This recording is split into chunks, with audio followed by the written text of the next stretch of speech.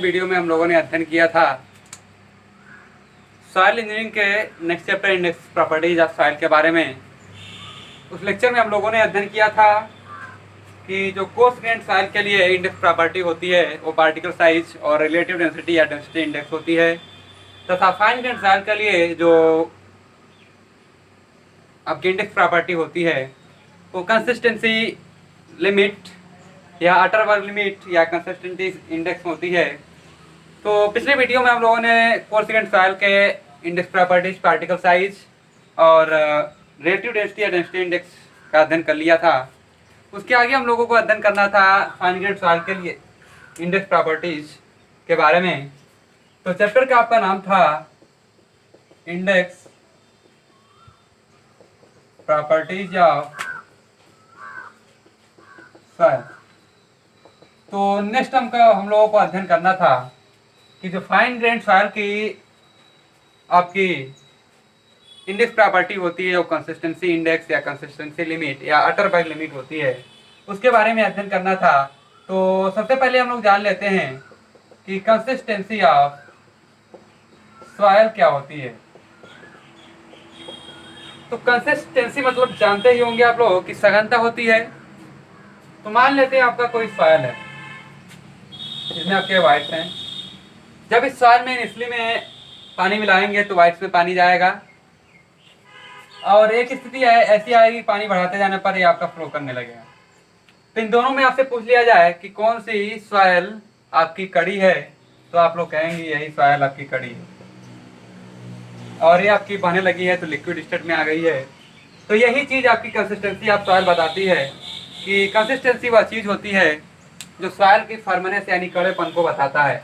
ये आपकी सॉइल के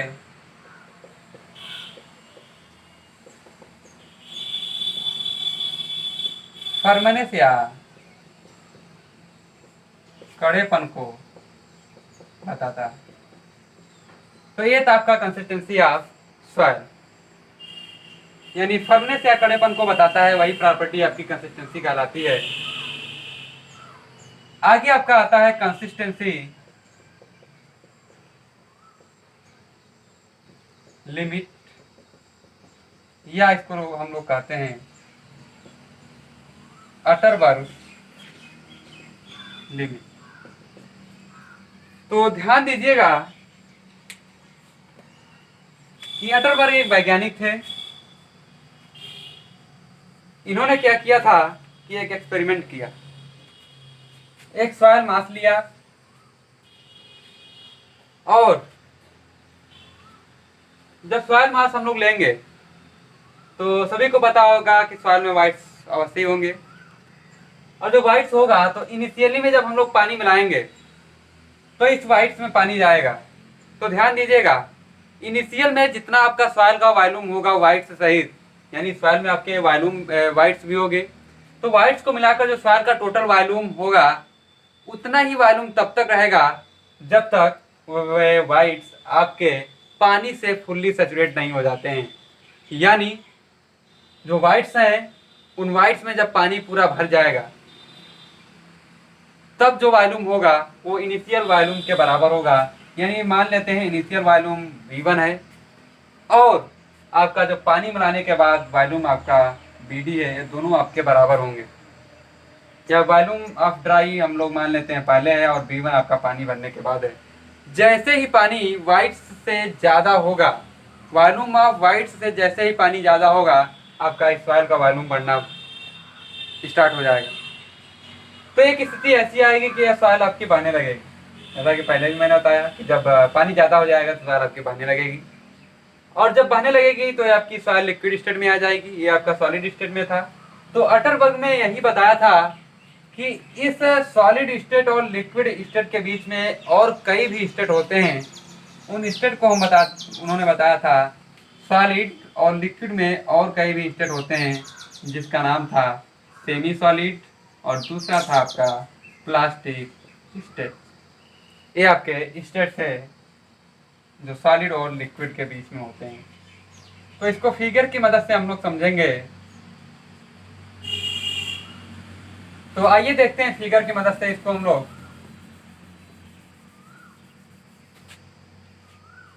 उन्होंने एक ग्राफ बनाया था, इस ग्राफ पर वाटर कंटेंट लिया था और इस ग्राफ पर वॉल्यूम लिया था। तो ध्यान दीजिएगा, सॉइल का इनिशियल में कुछ ना कुछ वॉल्यूम होगा। मान लेते हैं आपका इतना वॉल्यूम है, ये आपका बी। तो जैसा कि मैंने बताया था कि इनिशियल में जब सॉइल में पानी मिलाएंगे तो वाइट्स में आपका पानी जाएगा। मान लीजिए वाटर कंटेंट बढ़ाते जा रहे हैं, यहाँ पर कुछ और है, यहाँ पर कुछ है, यहाँ तक वाटर कंटेंट बढ़ाने पर उस सॉइल में जो वाइट्स हैं फुल्ली भर जाते हैं, यानी वाइट्स आपका वाटर से भर जाता है। तो यहाँ तक जो वॉल्यूम होगा सॉइल का, वही वॉल्यूम होगा जो इनिशियल में होगा। हमें आशा ही नहीं पूर्ण विश्वास है कि आपको ये बात समझ में आ गई होगी कि जो इनिशियल में सॉइल का वॉल्यूम होगा उसमें कुछ वाइट्स होंगे। वो वॉल्यूम तब तक बराबर रहेगा इनिशियल वॉल्यूम के, जब तक आपके वाइट्स पानी से भर नहीं जाएंगे तब तक आपका वही वॉल्यूम रहेगा। क्योंकि जो वाइट्स हैं वो आपके एयर के द्वारा वॉल्यूम घेरे हुए हैं, तो वो एयर निकलेगा और उसमें पानी जाएगा। तो आपका जब वाइट्स से ज़्यादा पानी होगा तब जाके उसका वॉल्यूम बढ़ना स्टार्ट होगा। तो वाटर कंटेंट बढ़ाने पर आपका एक लिमिट तक वाटर कंटेंट बढ़ाने पर इसके वॉल्यूम में कोई चेंजिंग नहीं होगी। तो मान लेते हैं इस वाटर कंटेंट तक आपका वॉल्यूम चेंज नहीं हो रहा है, यानी वाइट्स आपके पूरे भर चुके हैं पानी से। अब थोड़ा सा भी पानी बढ़ाएंगे तो वॉल्यूम आपका बढ़ना स्टार्ट हो जाएगा। मान लीजिए इतना वाटर कंटेंट बढ़ाया तो वॉल्यूम आपका इतना बढ़ गया, यानी ये आपका हो गया। जैसे जैसे वाटर कंटेंट बढ़ाते जाएंगे आपका वॉल्यूम बढ़ता जाएगा। यानी यदि यहाँ पर वाटर कंटेंट को देखें तो आपका वॉल्यूम इतना होगा, यहाँ पर देखें तो आपका वॉल्यूम इतना होगा, और यहाँ पर देखें तो आपका वॉल्यूम इतना होगा। यानी इस प्रकार से ये आपका फिगर बन जाता है। तो ये जो इस लिमिट को हम लोग कहते हैं श्रिंकेज लिमिट।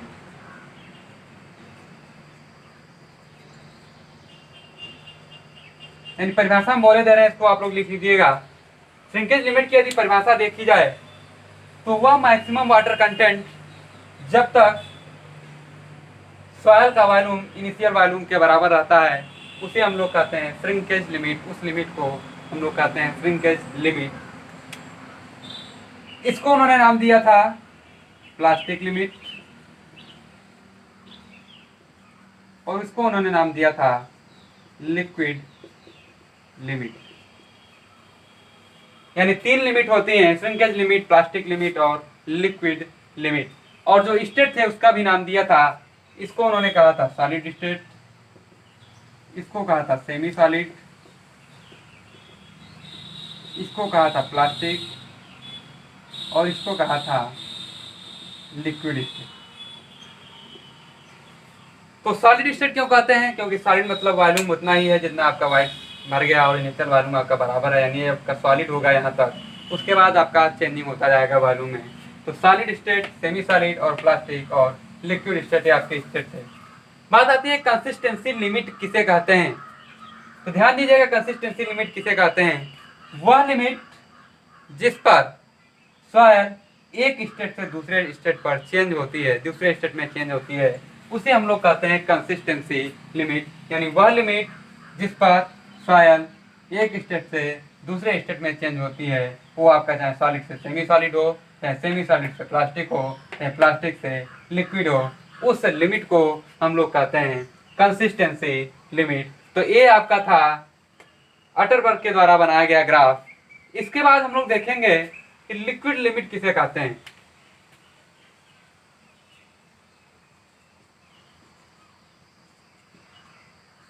लिक्विड लिमिट किसे कहते हैं? तो लिक्विड मतलब होता है द्रव। जब सॉइल द्रव अवस्था में आ जाएगी उसे हम लोग लिक्विड कहेंगे। यानी वह मिनिमम वाटर कंटेंट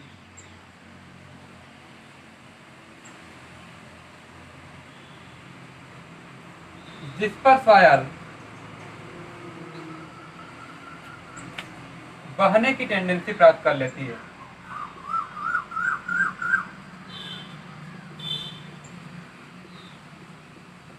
उसे हम लोग कहते हैं लिक्विड लिमिट।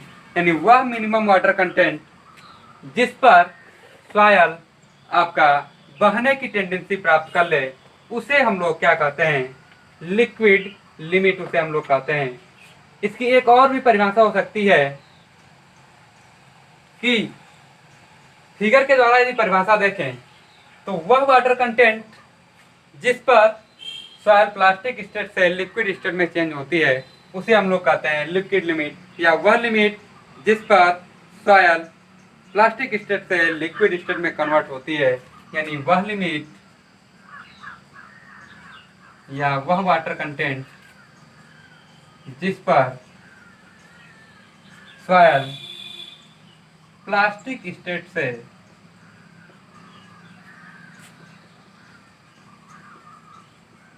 लिक्विड स्टेट में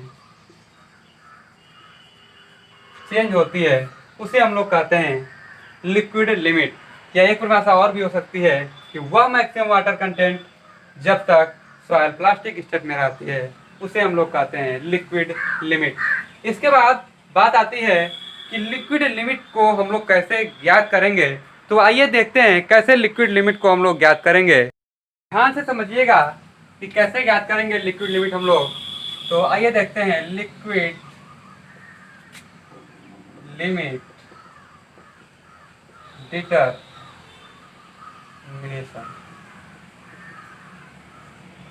तो पहले प्रोसेस हम लोग समझ लेते हैं क्या होता है कि इसमें आपकी एक रबड़ की पैड होती है,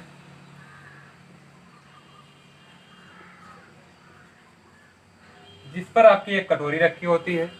इस कटोरी में आपका सॉइल भरा जाता है। इस कटोरी से आपका एक हैंडल अटैच होता है। हैंडल की सहायता से जब घुमाया जाता है तो एक कटोरी जब घुमाया जाएगा तो कटोरी ऊपर उठती है 1 सेंटीमीटर ऊपर और फिर इसी रबर के पैड पर गिर जाती है। तो क्या किया जाता है कि कैसा ग्राइंडर टूल का इस्तेमाल किया जाता है। कैसा ग्राइंडर टूल का इस्तेमाल किया जाता है लिक्विड लिमिट को ज्ञात करने के लिए। कैसा ग्राइंडर टूल आपका इस प्रकार से होता है।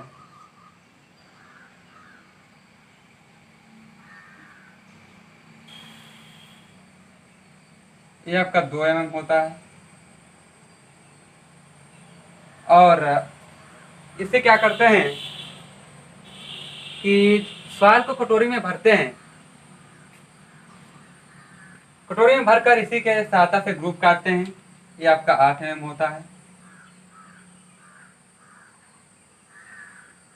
11 mm होता है और ये आपका 8 mm होता है। यानी ऊपरी चौड़ाई 11 mm होती है और ऊंचाई 8 mm होती है और निचली चौड़ाई 2 mm होती है। तो करते क्या है कि इस उपकरण की सहायता से सॉइल में पानी मिलाकर पेस्ट बना लेते हैं और पेस्ट को इसमें भरकर समतल कर लेते हैं। उसके बाद इस टूल की सहायता से उसमें खांचा काट देते हैं। मान लेते हैं इस प्रकार से खांचा हम लोगों ने काट दिया। ये आपकी पूरी सॉइल थी, इस प्रकार से खांचा काट दिया।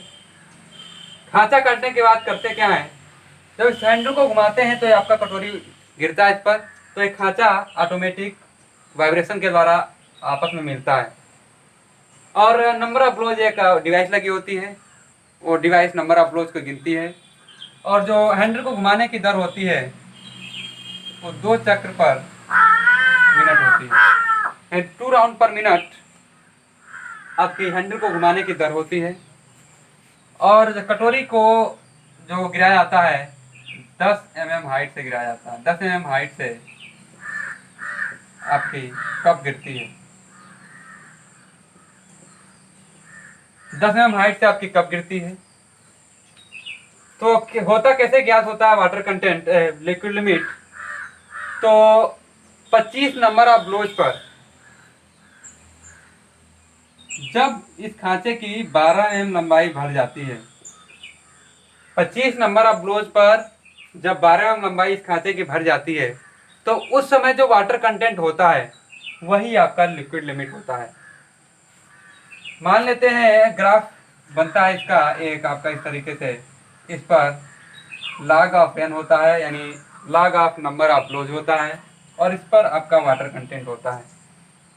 मान लीजिए कोई सॉइल लिया पहले, उसमें कम पानी मिलाया, मान लीजिए W1 है। तो जब कम पानी मिलाएंगे तो टाइम लगेगा खांचा भरने में, तो मान लीजिए N1 आपका नंबर ऑफ ब्लोज लगा। और जब वाटर कंटेंट ज़्यादा कर देंगे तो नंबर ऑफ ब्लोज कम लगेगा, तो आपका N2 हो जाएगा। तो जब W1 था तो नंबर ऑफ ब्लोज आपका N1 था, और जब W2 था नंबर ऑफ ब्लोज इतना था। तो इसको मिलाएंगे इस तरीके से तो आपका एक कर्व बनेगा। इसको हम लोग कहते हैं फ्लो कर्व। ध्यान से समझिएगा इस टूल की सहायता से इसमें खांचा काटते हैं। खांचा काटने के बाद जब 25 नंबर ऑफ ब्लोज पर इसकी 12 mm लंबाई भर जाती है, उस समय जो वाटर कंटेंट होता है सॉइल का, वही वाटर कंटेंट आपका लिक्विड लिमिट का रहता है। अलग अलग वाटर कंटेंट पर अलग अलग नंबर ऑफ ब्लोज आएंगे। तो स्टैंडर्ड आपका 25 नंबर ऑफ ब्लोज लिया जाता है, उस पर जो वाटर कंटेंट होता है वही आपका लिक्विड लिमिट होता है। तो अब इसमें होता क्या है, इसको फ्लो कर्व कहते हैं। मान लीजिए ये आपकी जो उपकरण होता है, एक ऐसा ग्रांडेड टूल है, ये आपका नॉट कोहेजिव सॉइल के लिए, यानी जो आपकी सॉइल आपस में चिपक जाती है, जिसकी प्लास्टिसिटी ज़्यादा होती है, उसके लिए सुटेबल है। लेकिन जो नॉट कोहेजिव सॉइल यानी कोहेजनलेस सॉइल होगी, जिसमें अंदर चिपकने की क्षमता नहीं होगी, तो उसमें जब पानी मिलाएंगे तो दूर दूर फैल जाएगी, यानी खांचा काटने का इस टूल से कोई मतलब नहीं रह जाएगा, तुरंत सॉइल आपकी मिल जाएगी, यानी खांचा तुरंत भर जाएगा। तो उसके लिए ASTM टूल का इस्तेमाल किया जाता है।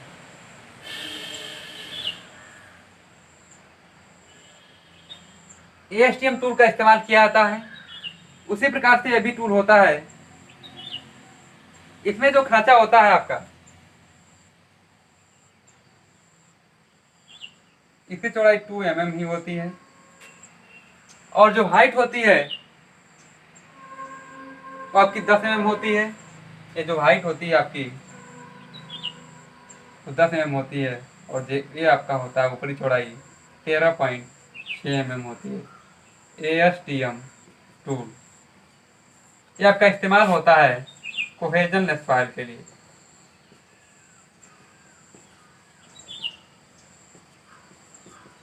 तो समझ में आ ही गया होगा कि लिक्विड लिमिट कैसे याद करते हैं।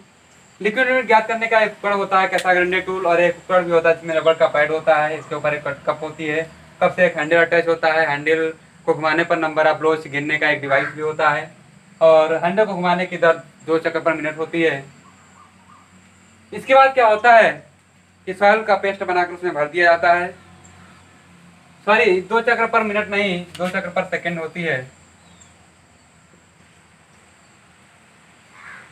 2 चक्कर पर सेकेंड होती है, और पेस्ट भरकर खांचा STM टूल की इसकी सहायता से, जब कोहेजिव सॉइल होगी तो इसकी सहायता से काटा जाएगा, जब कोहेजनलेस सॉइल होगी तो STM टूल की सहायता से काटा जाएगा।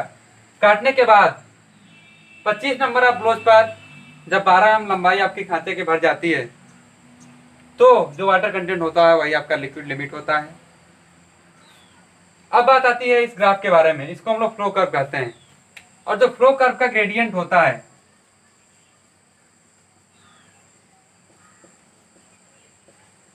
जो फ्लो कर्व का ग्रेडियंट होता है उसको हम लोग फ्लो इंडेक्स कहते हैं।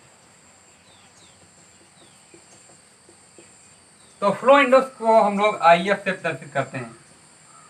तो चूंकि फ्लो कर्व के ग्रेडियंट को हम लोग फ्लो इंडेक्स कहते हैं, तो जो फ्लो कर्व का ग्रेडियंट है, देखा जाए मैथ में हम लोग पढ़ते होंगे ग्रेडियंट dy/dx, यानी जो y एक्सिस पर डेल्टा y है उसका, यानी y एक्सिस पर जो वैल्यू है उनका अंतर, और बटे जो x एक्सिस पर है वैल्यू है उसका अंतर। तो dy/dx से देखेंगे तो dy/dx में यानी y2 माइनस y1 यानी w2 माइनस w1 अपान x2 माइनस x1 यानी n2 minus log of n2 minus log of n1। ये आपका ग्राफ उल्टा दिखाई दे रहा होगा। उल्टा क्यों दिखाई दे रहा है, उल्टा क्यों बनता है? क्योंकि यहाँ पर देखेंगे W1 की वैल्यू ज़्यादा होगी तो W1 की वैल्यू कम होगी, N1 की वैल्यू ज़्यादा होगी, W2 की वैल्यू कम ज़्यादा होगी, N2 की वैल्यू कम होगी। तो यहाँ पर ऊपर तो पॉजिटिव आएगा, लेकिन नीचे की जो वैल्यू होगी N2 की वैल्यू कम होने के कारण माइनस में आएगी। इसीलिए आपका जो कर्व हुआ है वो ऑपोजिट बना हुआ है, यानी उल्टा बना हुआ है।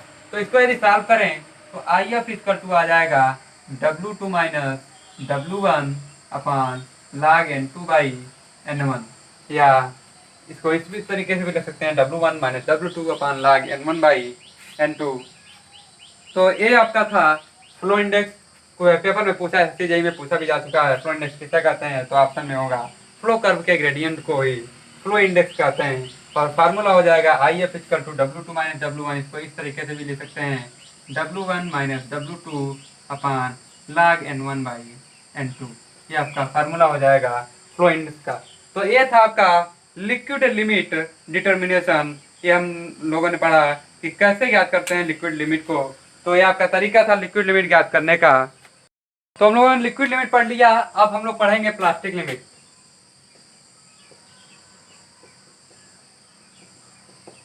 तो प्लास्टिक लिमिट किसे कहेंगे?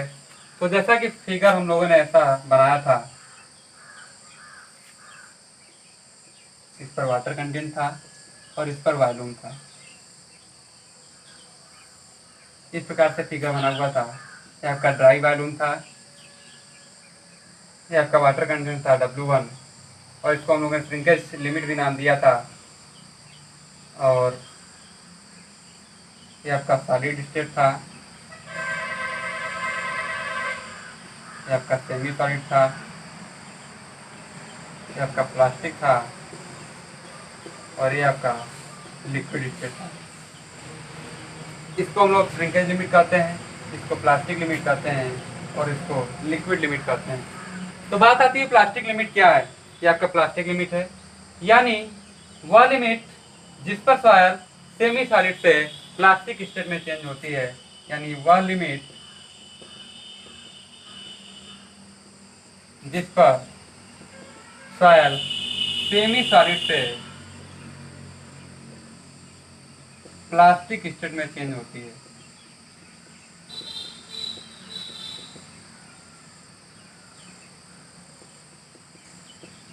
उसे हम लोग कहते हैं प्लास्टिक लिमिट, या यह भी कह सकते हैं वह मैक्सिमम वाटर कंटेंट जब तक सॉइल सेमी सॉलिड स्टेट में रहती है उसे हम लोग प्लास्टिक लिमिट कहते हैं, या वह मिनिमम वाटर कंटेंट जिस पर सॉइल प्लास्टिक स्टेट में रहती है उसे हम लोग प्लास्टिक लिमिट कहते हैं। तो अब बात आती है प्लास्टिक लिमिट को कैसे ज्ञात करेंगे, यानी डिटर्मिनेशन ऑफ प्लास्टिक लिमिट। तो इसमें क्या किया जाता है कि 3 mm डाया का सॉइल का धागा बनाया जाता है, और धागा बनाने पर जब उस पर माइनर क्रैक्स पड़ने लगते हैं, तो जो हम लोगों ने सॉइल लिया है जब माइनर क्रैक्स पड़ रहे हैं तो उसका कुछ वाटर कंटेंट होगा, और वह जो वाटर कंटेंट होगा वही आपका उस सॉइल का प्लास्टिक लिमिट होगा। यानी प्लास्टिक लिमिट ज्ञात करने के लिए जो सॉइल होती है उसमें पानी मिलाकर 3 mm डाया का धागा रोल करते हैं, यानी बनाते हैं, और धागा बनाते समय जिस पर माइनर क्रैक्स यानी छोटे छोटे क्रैक्स पड़ना स्टार्ट हो जाएं, तो जो उस सॉइल का वाटर कंटेंट होता है वही वाटर कंटेंट आपका प्लास्टिक लिमिट कहलाता है। कुछ सॉइल हैं उनके लिक्विड लिमिट और प्लास्टिक लिमिट के बारे में देख लेते हैं। लिक्विड लिमिट को WL या LL से प्रदर्शित करते हैं, और प्लास्टिक लिमिट को PL या WP से प्रदर्शित करते हैं। ध्यान दीजिएगा, सैंड और जो आपकी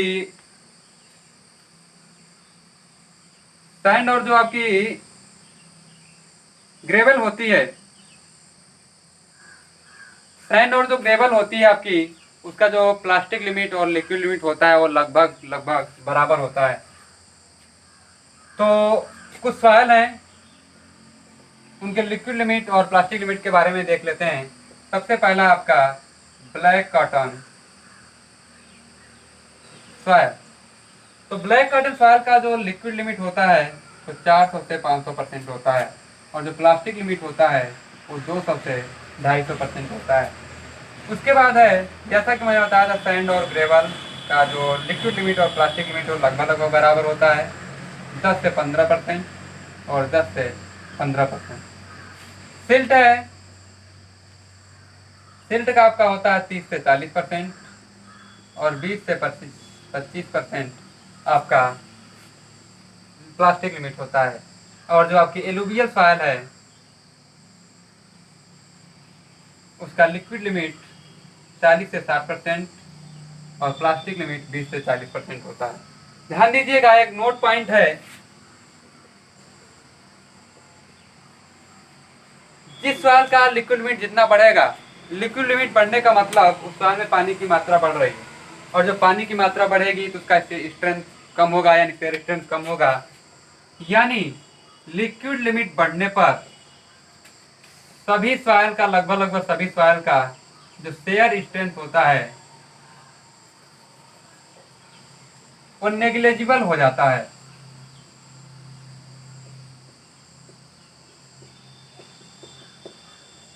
नेग्लिजिबल मतलब उसे ज़्यादा यूज नहीं किया जाता है, या उसके शेयर स्ट्रेंथ को ज़्यादा वैल्यू नहीं दी जाती है, यानी शेयर स्ट्रेंथ बहुत ही कम होता है। लिक्विड लिमिट बढ़ने पर सॉइल का जो शेयर स्ट्रेंथ होता है वो नेग्लिजिबल हो जाता है। नेग्लिजिबल लगभग वो 2.7 किलो न्यूटन पर मीटर स्क्वायर, जो बहुत ही कम है, लिया जाता है उस सॉइल का। जिस सॉइल का लिक्विड लिमिट बढ़ता जाएगा उस सॉइल का जो शेयर स्ट्रेंथ हो 2.7 किलोमीटर पर मीटर स्क्वायर तक लिया जाता है। और एक बात और ध्यान दीजिएगा, जब लिक्विड लिमिट बढ़ेगा मतलब उसमें पानी की मात्रा बढ़ रही है। पानी की मात्रा बढ़ेगी तो श्रिंकेज भी होगा। जब सूखेगा सॉइल तो श्रिंकेज होगा, तो वाजिब सी बात है वो सॉइल कंप्रेसिबल होगी, यानी उसकी कंप्रेसिबिलिटी बढ़ती जाती है। लिक्विड लिमिट जितना बढ़ेगा उस सॉइल की कंप्रेसिबिलिटी भी उतनी ही बढ़ेगी। यानी जिस सॉइल का लिक्विड लिमिट बढ़ेगा उस सॉइल का आपका जो कंप्रेसिबिलिटी है वो भी बढ़ती जाती है। तो ये आपके दो नोट पॉइंट थे कि लिक्विड लिमिट बढ़ने पर सॉइल का शेयर स्ट्रेंथ नेग्लिजिबल हो जाता है और लिक्विड लिमिट बढ़ने पर कंप्रेसिबिलिटी भी बढ़ती जाती है। इसके बाद है आपका श्रिंकेज लिमिट। श्रिंकेज लिमिट की भी परिभाषा हम लोग देख लेते हैं।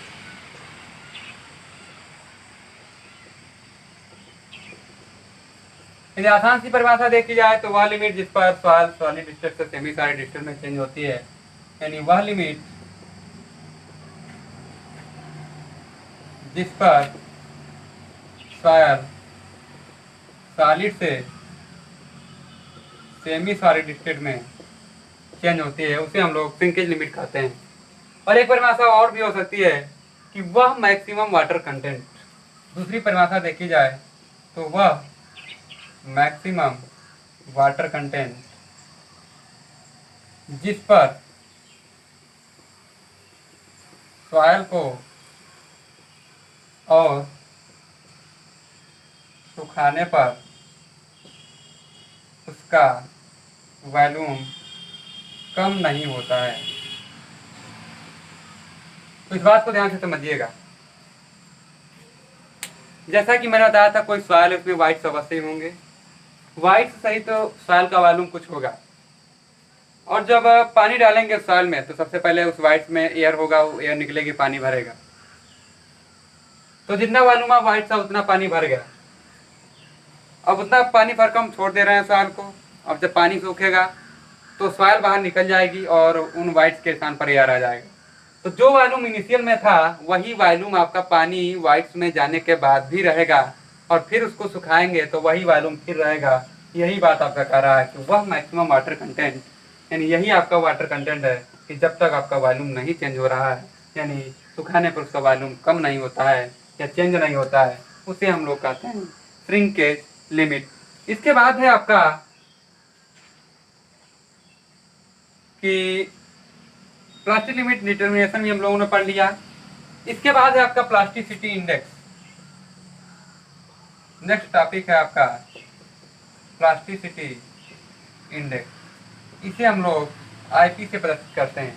तो प्लास्टिसिटी इंडेक्स किसे कहते हैं? लिक्विड लिमिट और प्लास्टिक लिमिट के डिफरेंस को, लिक्विड लिमिट को हम लोग WL से प्रदर्शित करते हैं और प्लास्टिक लिमिट को WP से प्रदर्शित करते हैं। इसी के डिफरेंस को हम लोग प्लास्टिसिटी इंडेक्स कहते हैं। जो लिक्विड लिमिट और जो प्लास्टिक लिमिट का डिफरेंस होता है उसे हम लोग प्लास्टिसिटी इंडेक्स कहते हैं। प्लास्टिसिटी इंडेक्स जो होता है वह यह बताता है कि किस रेंज तक आपकी सॉइल प्लास्टिक स्टेज में है, यही आपका प्लास्टिसिटी इंडेक्स बताता है। प्लास्टिसिटी इंडेक्स की वैल्यू के आधार पर सॉइल को क्लासिफाई किया गया है कि कौन सी सॉइल कैसी होगी। तो जैसा कि लेक्चर 1 में हम लोगों ने बस पढ़ा था कि जो सैंड और ग्रेवल और जो बड़े साइज के पार्टिकल उनमें कोहेजन नहीं होता है तो प्लास्टिसिटी भी नहीं पाई जाती है। तो आइए देख लेते हैं आईपी की वैल्यू के आधार पर जो सॉइल होगी वो कैसी सॉइल होगी।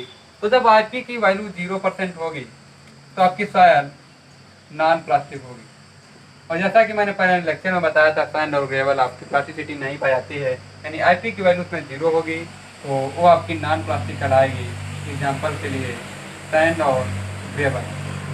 यदि आईपी की वैल्यू 0 से 5 है तो आपकी जो सॉइल होगी वो स्लाइटली प्लास्टिक होगी। स्लाइटली प्लास्टिक मतलब बहुत कम प्लास्टिक। और जब आपकी 5 से 10% होगी आईपी की वैल्यू तो लो प्लास्टिक होगी। लो प्लास्टिक मतलब कम प्लास्टिक। और जब 10 से 20 होगी तो आपकी मॉडरेट प्लास्टिक होगी या मीडियम प्लास्टिक होगी। और 20 से जब 40 होगी परसेंट आईपी की वैल्यू तो हाईली प्लास्टिक होगी, और जब 40 से अधिक होगी तो वेरी हाईली प्लास्टिक होगी। तो ये आपकी आईपी की वैल्यू के आधार पर सॉइल जो कि वो किस प्रकार की सॉइल होगी, जब आईपी की वैल्यू 0% होगी तो नॉन प्लास्टिक होगी, और जब 0 से 5 होगी तो स्लाइटली प्लास्टिक होगी, और जब 5 से 10 होगी तो लो प्लास्टिक होगी, और 10 से 20% होगी तो मीडियम प्लास्टिक, 20 से 40% होगी तो हाईली प्लास्टिक, और जब 40% से अधिक होगी वैल्यू तो वेरी हाई प्लास्टिक होगी। कुछ नोट पॉइंट हैं उसको हम लोग देख लेते हैं। तो आइए देखते हैं कौन कौन से नोट पॉइंट हैं आपके बहुत ज्यादा पेपर में पूछे जाते हैं।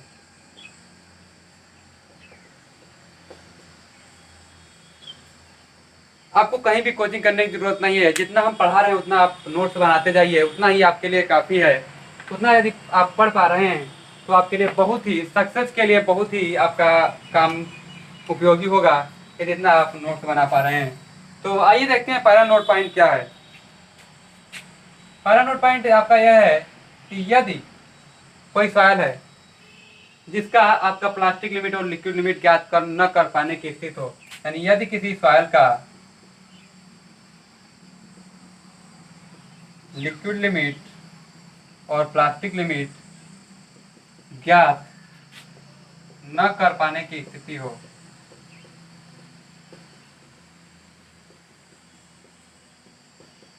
तो जो उसका प्लास्टिसिटी इंडेक्स होता है वो आपका नॉन प्लास्टिक दर्शाया जाता है।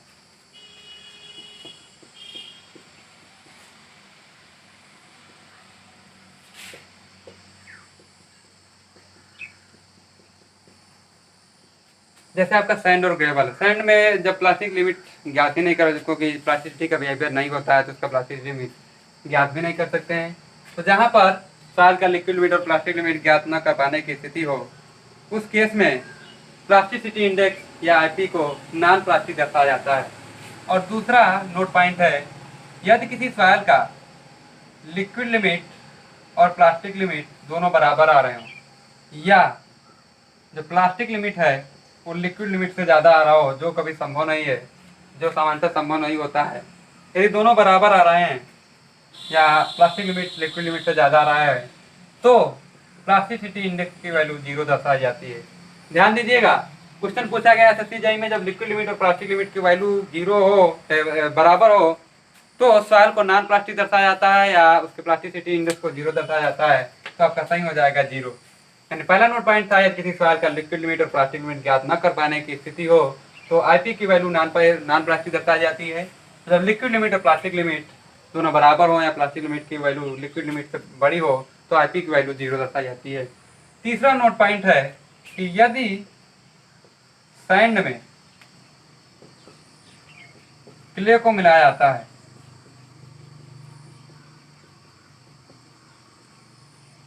तो जैसा कि मैंने बताया था, सैंड में प्लास्टिसिटी का बिहेवियर होता नहीं है, क्ले मिलाएंगे तो प्लास्टिसिटी का बिहेवियर आएगा। तो वाजिब सी बात है कि लिक्विड लिमिट उसका बढ़ेगा और प्लास्टिक लिमिट भी बढ़ेगा, दोनों आपके बढ़ेंगे। जब सैंड में क्ले मिलाएंगे, क्ले में प्लास्टिसिटी का बिहेवियर पाया जाता है तो प्लास्टिक लिमिट बढ़ेगा, और प्लास्टिक लिमिट बढ़ेगा लिक्विड लिमिट भी बढ़ेगा, दोनों बढ़ते हैं आपके सैंड में क्ले को मिलाने पर। लेकिन जो लिक्विड लिमिट की वैल्यू होती है वो प्लास्टिक लिमिट से ज़्यादा बढ़ती है। दोनों बढ़ते तो हैं, लेकिन जो लिक्विड लिमिट की वैल्यू होगी प्लास्टिक लिमिट से ज़्यादा बढ़ेगी। यानी क्ले के मिलाने का मतलब है उसको लिक्विड स्टेट में लाने के लिए बहुत ज़्यादा पानी मिलाना पड़ेगा, और बहुत ज़्यादा पानी मिलाने का मतलब उसका लिक्विड लिमिट बढ़ता जा रहा है, तो प्लास्टिक लिमिट की अपेक्षा लिक्विड लिमिट आपका ज़्यादा बढ़ता है। और चौथा और आखिरी नोट पॉइंट है, यदि किसी क्ले में सैंड को मिलाते हैं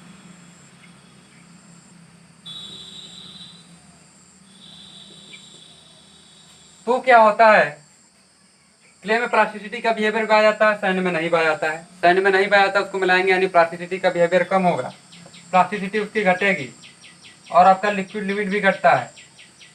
यानी जब सैंड मिलाएंगे तो उसमें कम पानी मिलाने पर ही आपका लिक्विड स्टेट में आ जाएगा, यानी उसका लिक्विड लिमिट प्लास्टिक लिमिट की अपेक्षा ज़्यादा घटता है। ध्यान दीजिएगा, जब किसी क्ले में सैंड को मिलाएंगे तो लिक्विड लिमिट और प्लास्टिक लिमिट दोनों घटते हैं, लेकिन आपका जो लिक्विड लिमिट होता है वो प्लास्टिक लिमिट की अपेक्षा ज़्यादा घटता है। तो ये आपका था नोट पॉइंट, बहुत ही ज़्यादा इम्पॉर्टेंट है। तो इस वीडियो में इतना ही पढ़ेंगे। अगले लेक्चर में जो बचा हुआ है श्रिंकेज इंडेक्स और कंसिस्टेंसी इंडेक्स और लिक्विडिटी इंडेक्स, इसके बारे में हम लोग अध्ययन करेंगे।